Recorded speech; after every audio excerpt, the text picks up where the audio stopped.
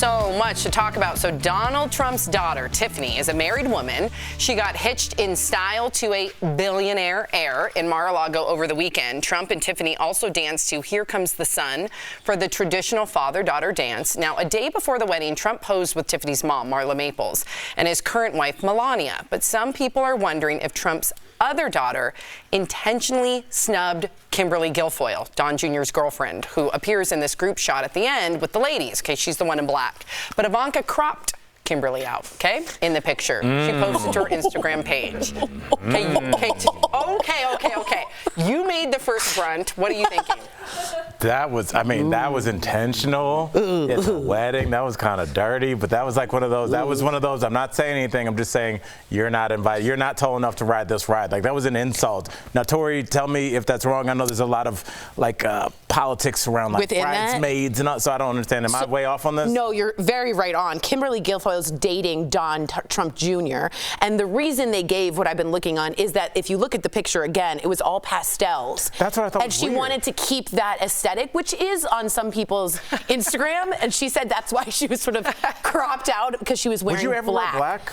I always wear black to weddings. Oh, okay. What's wrong with that? I didn't know. I was asking. But yeah, thank you. I guess I wear black to weddings. But it was, whatever Ivanka Trump does is intentional, and whether that meant something. That was a statement. Let me see if this changes y'all's mind. So on her story, she also posted that photo, but Kimberly's in it. So maybe for the post, you know, how sometimes the Instagram post crops it weird? Yes. But the stories doesn't? No. That was going to be mine, and I'm not trying to make excuses, but I don't post that often. But sometimes when I post something, it doesn't take my full picture. Like, I just did my room, and I was showing like the remodel, and it's only little. It's like, I'm like, what happened to the full screen? So I don't know how to do that. Maybe, could that be something that you and I are in the same boat. I would assume that she has someone also checking. It seemed too perfect to me, and it just seemed everything she does is intentional. There's some drama. There's just drama. Yeah, okay. I would think. I have to agree. I have to agree. And also, can't you take it down and repost once you realize your error? Yeah. No, that'd be weirder. With all the millions of followers she has, that would be weirder. Weirder than leaving her cropped out?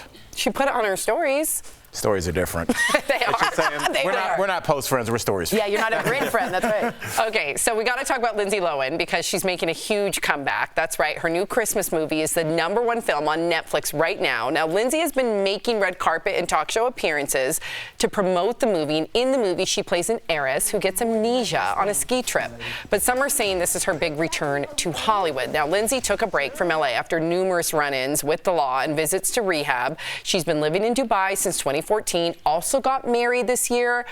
I watched the movie. It is everything you would want. My sister and I watched it. Everything? Now, it's full-blown cheese, but they lay into that Christmas movie cheese. And when you watch a Christmas movie, #1, you want the aesthetic. Why are you looking over there? You said Christmas movie cheese, and I didn't. Okay, I'm looking over here. Look over here. So listen, because So listen. Everything in the movie, you want like the aesthetic, right? You want like everything decorated, gorgeous. You want to feel like you're in that Christmas movie. They did that wonderfully. As far as the cheesy goes, because she is a good actress. At least I think she's fantastic. My take. She leaned into the cheese in such a way where she was in on it, because she's also executive producer, where you're laughing the whole way through. It's hilarious. And who doesn't love Overboard? Remember Overboard with Goldie Hawn and Kurt Russell? Same premise. She gets amnesia. I won't give away too much, but it's the same premise, and you're going to eat it up. And by the end of it, by the end of it, I said to my sister, she's back. Yeah. I said it out loud for the whole room to hear. All right, she's not Travolta with Pulp Fiction. Let me just say Pulp Fiction. In terms of Travolta and Pulp Fiction, I actually kind of want to stick up for Sam here. I think Lindsay Lohan is a supremely underrated actress. From what? From Freaky Mean Girls, Friday? from Freaky Friday, from Parent Trap. She's way better than you think she is as just a child actor. So talented. I know you guys don't. Really? Yeah, she's really talented. Why isn't she in any Academy Award-winning movies? Well, because she had a full-on trash can of a life for a little bit. What do you guys? I think you guys are going a little far. I don't think so. I'm all for a comeback, but Freaky Friday and the car movie. Stop. Halt. There's been a few movies, I can't think of the names. Mean Girls. Wow, what a great actress. Stop. Citizen Kane, Freaky Friday. I forgot the other ones. There's been a few movies that she starred alongside, like a Meryl Streep. They were went under the radar because there were more sleeper independent films where she got her accolade as being a very talented actress. Very talented. Now, we know her as these big blockbusters like Mean Girls. Meryl Streep does a lot of indies. Yes, she and Meryl Streep did an indie together. You don't believe me? Somebody look it up. We shouldn't have to believe you. That means the movie didn't do well. Okay, it doesn't matter. I swear to God, they made a movie. She's right. Oh, I'm sorry. What was that? A Prairie Home Companion. Her and Meryl Streep. A stinker at the box office. Straight to DVD. She's back, and I'm proud of her. She's back. You guys can't just yell at me and Jeff and just keep saying she's back, and then your #1 defense is Freaky Friday, My a number movie one that's only been seen in the backseat of a minivan. My number one defense is she's #1 in Netflix right now. That says something. And then next week it'll be another thing. They control what you see. But a comeback only works if you go from the bottom to the top. I'm happy for her, but like I understand how bottom to top works. I'm just saying, look, I want the best for Lindsay Lohan, probably for selfish reasons. Lindsay Lohan. Because I feel like I don't like when people pile on young folks that have, especially substance abuse issues, especially in Hollywood. I feel like we saw that with Paris. We saw it with so many people. So I cheer for her for a different reason. I'm saying I'm looking out for her, but I'm just saying don't present her like she's like this actress that. You are ill-informed because the critics say she will be Oscar-winning at some point. What was the name of the movie Sam said? A Prairie Home Companion. Can I tell you a little something that our researcher just found out? Our researcher, thank you very much, found out that the critics loved her performance and the movie A Prairie Home Companion. There you go. And Rotten Tomatoes gave it a whopping 81%. A whopping. So I just think that both Dave you Chappelle's special got 0 on Rotten Tomatoes.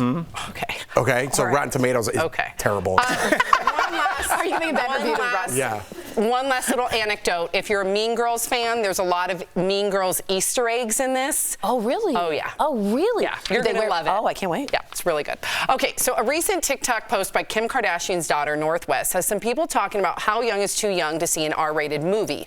North, who is 9, recently posted a video on the TikTok account that is shared and managed by her mom, claiming that the horror film, The Conjuring 3, is her favorite movie. Now, the movie, which deals with demonic possession, is rated R. It's not clear if North actually saw the movie or not. Okay, so you have 3 kids, more on the older side. What did you decipher as a parent when they should watch R-rated movies? That they've already seen everything. It's like if they have an iPad and a phone, they've had that for 5 years, they've seen everything. It's terrible to think as a parent you try to lie to yourself, but you know. Yeah, right, Albert. What do you mean? No.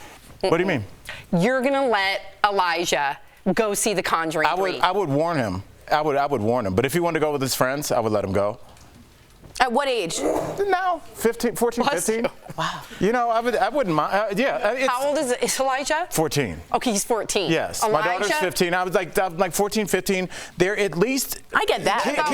Kids are a lot more aware. Absolutely not. How old is Ford? 7? 8? That's the same age as North. Yeah, but Ford is not. He wouldn't be interested in that. Like that's not his jam. So, but I think even a 9-year-old at that point, unfortunately, I don't even want to say this as a parent.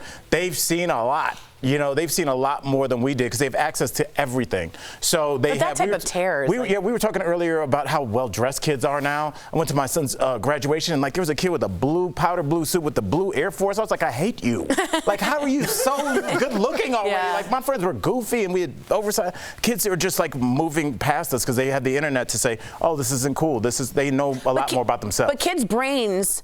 Like, I had night terrors if I saw anything spooky. And I don't think the brains have evolved to not be able to take that in their psyche. Like, when you see, like, a person turn into a ghost, reach into someone, or that stuff kind of sticks with you, and you don't know where to go as a 9-year-old. I'm right there with you. I just would not, I was not good. Do you remember as a kid, any of you having to, like, sneak out to see a movie, or was there a movie your parents were like, you're not going to see this? I couldn't see Pretty Woman. They had me see it, but move out for the sexy part. So to me, she was just a nice woman that came and visited him. I was so confused. What about you, Jeff? He was extra nice in those parts.